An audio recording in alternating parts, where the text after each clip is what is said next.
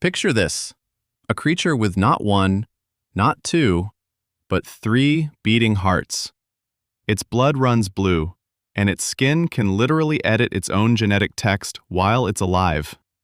Wild, right? Yet that superhero resume belongs to something you've probably seen on your dinner plate: the squid. Here's the real kicker. Squid aren't just biological curiosities, they're veterans of Earth's greatest apocalypse. Today, we're diving into how their ancient relatives survived the planet's biggest wipeout, rebuilt in the darkness, and then sprinted back to rule the oceans. Stick around, because their playbook has a few lessons for us land dwellers too. Section 1. The day the world almost ended. First, a quick time jump.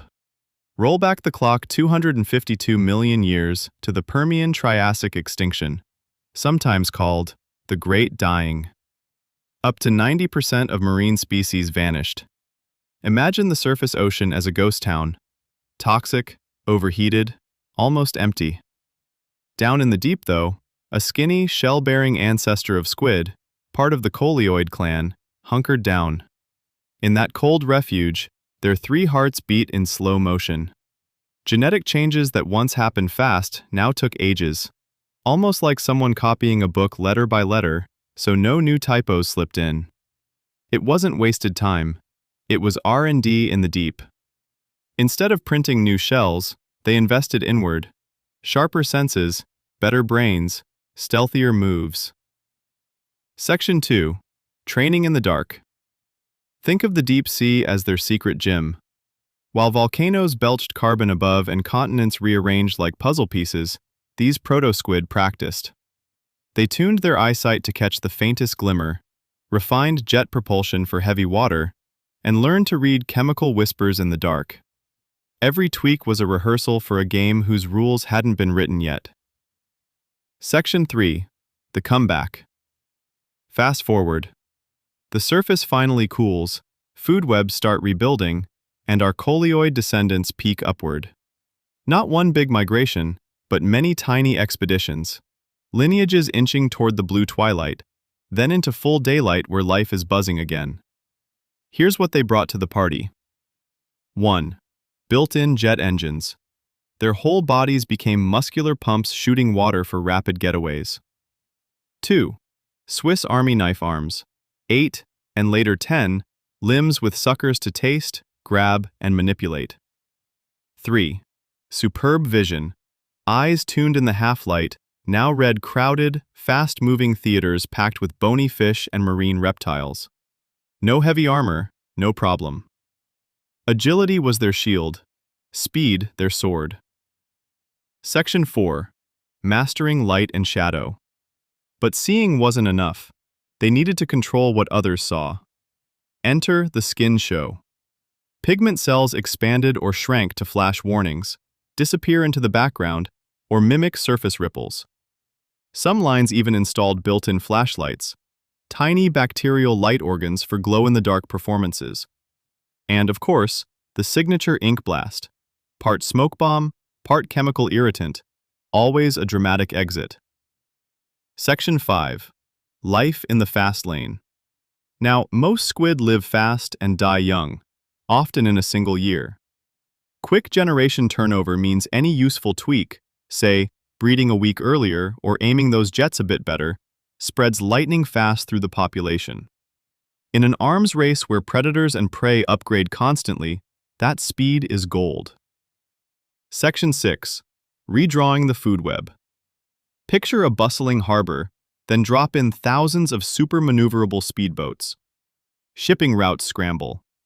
That's what happened when squid re-entered coastal and open ocean systems. Anchovies, krill, and small crustaceans disappeared into beaks. In turn, tuna, sharks, whales, even seabirds lined up for calamari. Remove squid and the ripple hits everything, from algae blooms to top predators. Their boom and bust cycles make them an early warning system for climate change and overfishing. Section 7. Squid and us. Fast forward again to us. As nets empty of long-lived fish, dinner plates worldwide are stacking with quick-cycling squid. Engineers copy their bendy bodies for soft robots. Military researchers eye their camouflage tricks. And fisheries managers now realize, manage squid poorly and whole food webs throttle. So, what can we steal from their playbook? The ancient squid strategy boils down to 3 moves. 1. When catastrophe hits, don't cling to heavy armor. Get lean and flexible. 2. Retreat if you must, but treat that refuge as a lab, not a bunker. 3.